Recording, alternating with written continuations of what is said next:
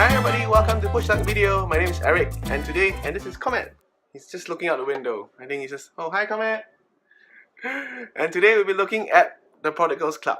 Alright, the Prodigals Club is a 2015 release by Czech Games Edition, and it's by designer Vladimir Suchi, who also brought you Last Will, which is very similar to the Prodigals Club. But he also brought you 20th Century, which is a city building game that I really like a lot. So I'm interested to see what the Prodigals Club is about. Now, the Prodigals Club plays 2 to 5 players. It takes about 40 to 60 minutes, depending on if you play the 2 competitions or you play 3 competitions. Alright, in Prodigals Club, very similar to Last Will, I'll let you see more of comment. Alright, in Prodigals Club, very similar to Last Will, what you're trying to do is trying to lose as much money as you can. Alright, but as compared to Last Will, where it's only like 1 or 2 different things that you're trying to do, basically lose money. Right, in Prodigals Club, now it's expanded to 2 or 3 different tracks. Alright, you're trying to lose either as much influence as you can or as much property as you can, and also trying to be as notorious as you can among the high society. Alright, so let's take a look at the components for Prodigals Club and how to play the game and my thoughts about the game. Alright, so let's take a look at the components of what you get in Prodigals Club. Now, there are a lot of cardboard that you get with Prodigals Clubs. Each player will get one of these influence tracks. Each player will also get one of these boards. This is where you will get to put your the people that you hire that will help you. You can activate the actions during your turn. And then there are a whole lot of other boards. So like this, for example, this is one of the competition boards that you can play on. This is the it's like popularity track amongst the masses. Right, there's 2 sides, because if you have like 4 to 5 players here and you play on this side, then if you have 2 to 3 players, you play on the other side. And then there are some general boards. Alright, so these are general boards where player order, there's some different extra actions that you can get, and this will keep track of the number of rounds there are. So the game lasts 5 rounds, and whoever has lost the most, alright, will win the game. Okay, so yeah, so the components are nice. Oh yeah, then there's also a lot of cards. Alright, so these are different cards that we place on those boards. There's a lot of cardboard as well.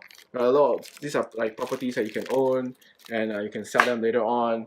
And each player also have a set of the very nice top hat meeples that you will remember from Last Will. Alright, yeah, and so there's a lot of components for the game. Alright, so it's definitely value for money. So yeah, so those are the components, very good quality, what you expect from Czech Games edition. Yeah, so let's take a look at how you play the game.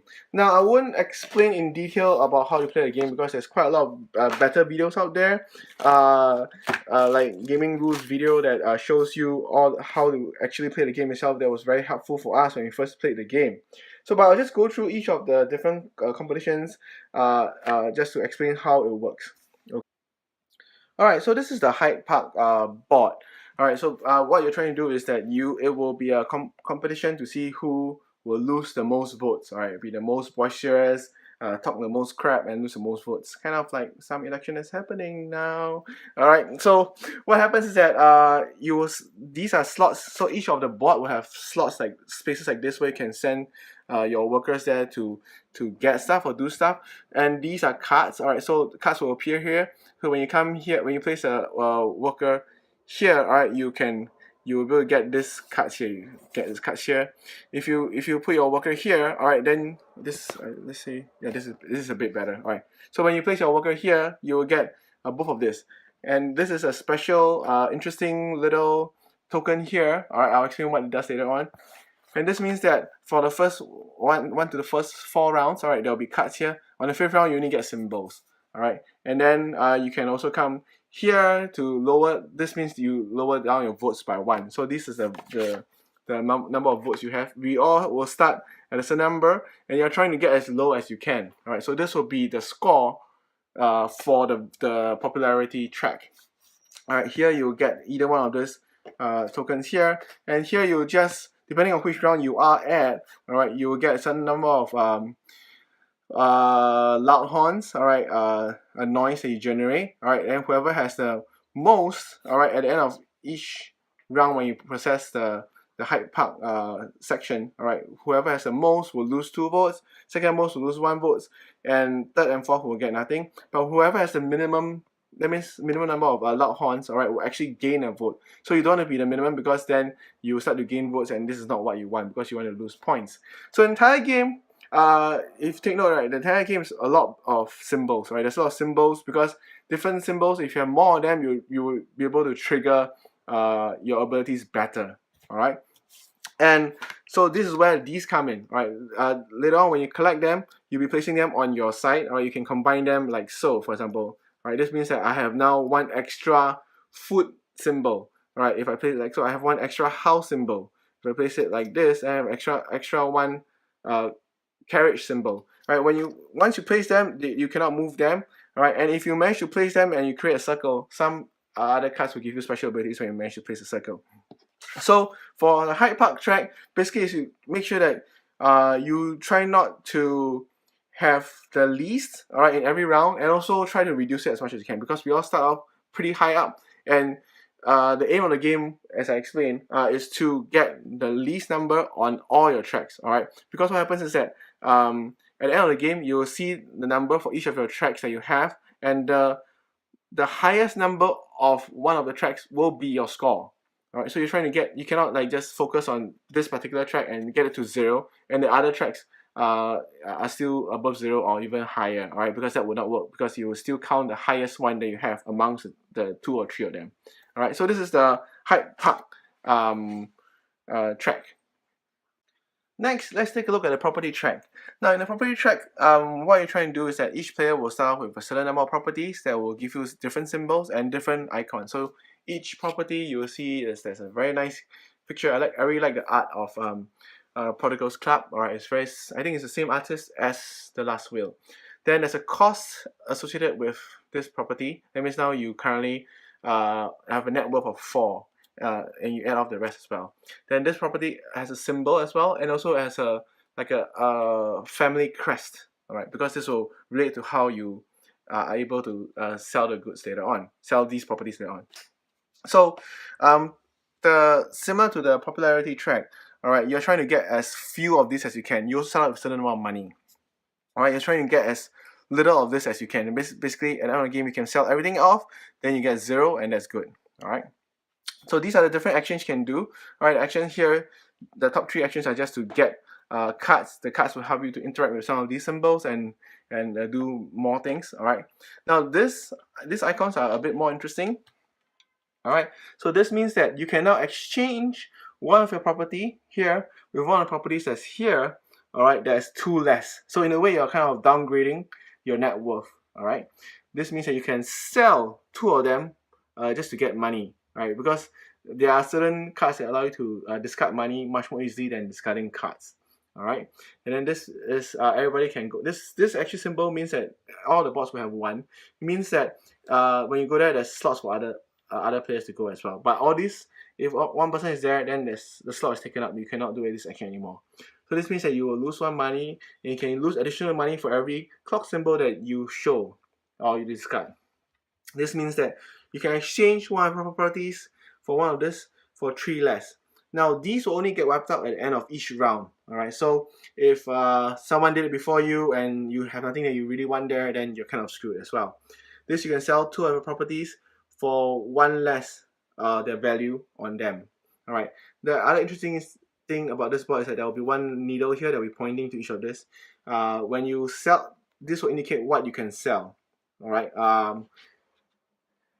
yeah, so you're trying to make sure that you have as few as you can at the end of the game. The last track, or the last board that you can see is the High Society track. So in this case, each player will have one of these boards. Alright, I'll try to bring it closer so you can see. And then on the board itself, there will be 2 guys and 2 girls. Alright, so what you're trying to do is that you're trying to influence them, like badmouth them or something, or spread rumors about them, so that they will have less respect for you as they go down this track. Now, if you notice this track is very interesting, because each of the spaces will have 7 different directions that they can go. They can actually go up, go down, go diagonally, or go horizontally, or go vertically.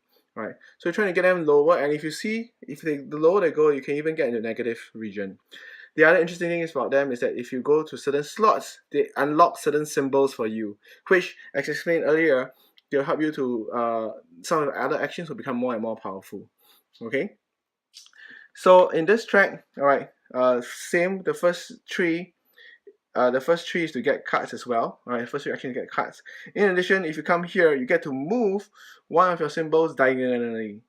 Alright, then this one you get to move your tokens down, vertically down. Alright, and this one you move in any of the directions that you want. You can move two of them, or you can move 2 spaces. Then you can move two of them, but only vertically down. Last thing is at the end of every round, you need to check this anti here, right, to make sure that it doesn't penalize you. So for example, in this case, if you have any tracks, if you have any of your tokens in adjacent to each other, right, this does not mean that they must all be in a, three of them must be in a straight line. It's just as long as two of them are adjacent to each other, both of them will move up by 1. So there's a penalty here. So you can actually come here to negate this penalty, but for everyone else, you usually are trying to scramble during the round to try to move them in a certain way that you will not get hit by this penalty. Right, so this is the lower you get on here, the better it is as well. Right, so the last thing I'll look at is the player board. So the last thing to take note of is the player board. Usually it's populated with the cards that you can get during the game. So the cards will have 2 bags. Alright, this bag will show you if you are playing with all 3, alright, of the boards I showed you just now, then you use these cards. Alright, then there are cards where you play with only 2. Alright, and then there are also black and white. Alright, why? Because the black bordered cards allow you to put them on your player board, and then you can use them every round. Alright, when you use them, you just move it down like that to use it.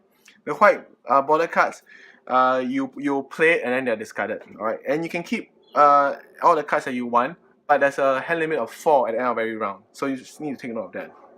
Now, what do the cards do? So the cards give you a wide variety of actions. For example, in this case, you get to in the high society track, you get to move your guy token, alright, down, but leapfrogging down. Alright, but so you need to, if you have this card, sometimes you start to arrange your high society track to allow you to leapfrog many turns. Alright, then there are certain cards like this, alright, which will allow you to move down depending on how many horses that you have. Alright, so that's why this is where the symbols will come in useful. So if you have a lot of horse symbols, right, then you can move down a lot. Okay, so what do I think of the game Prodigals Club? Now, it is an okay game. I would say it's an okay game. I did not like the setup time it took. It was quite fiddly. There's a lot of if you play with 2 tracks or you play with 3 tracks, then you need to have a different set of cards for them, and then you need to shuffle them and then stack them out in a certain way. And yeah, the rules also weren't super clear on how to set up correctly, so there was a few confusions here and there, and we had to go online to look at some of my other fellow video reviewers instructions on how to set up the game correctly. But once you do that, the game flows pretty smoothly. There isn't much confusion on how to play the game itself, because the game is quite straightforward. It's a bit like most Euro style games, where you place your token, select action, and then after that, during your turn, you just do all the actions that you can. That being said, also the interaction among players is also kind of limited in a way. Alright, because right now the main interaction you have is whether you block other people's action spaces, and that's about it. You don't really interact with them in another way. There is, unless you play the voting one, the where you give speeches and increase or decrease your popularity. Now that is the main interaction amongst your players, because then you kind of influence each other to affect them and see how many votes you can get. So, but if you're not playing with that, then that kind of the interaction between players is kind of limited in a way. So I would say that Prodigals Club does bring on. Oh, one more thing. Also the actions that you can do, right, is kind of determined by the cards that appear. Right, let's say for example you go for the voting one, or you go for the beer one, the card that gives you actions based on how many beer tokens you have. Now, if the beer cards do not appear, or if the beer cards appear later on and your opponents get it, then you're kind of screwed, because then you have a card that doesn't do anything for you. Right? There's no action that you can interact with and do. Bye, comment. Alright, so all in all, I would say that it does add in. Hi again, comment. So it does add in. I mean, it's comment. Alright, excuse me. Alright. So all in all, it does add in a lot more things than Last Will, alright? But I would definitely, I kind of prefer Last Will. I have better memories of Last Will as compared to Prodigals Club. So I would say that for this game, for Prodigals Club, right, it's a try before you buy. Alright, give it a go first and see how you like the game. Thank you so much, Chat Games Edition, for this review copy, and thank you so much for watching. Say bye, comment. Bye. Bye.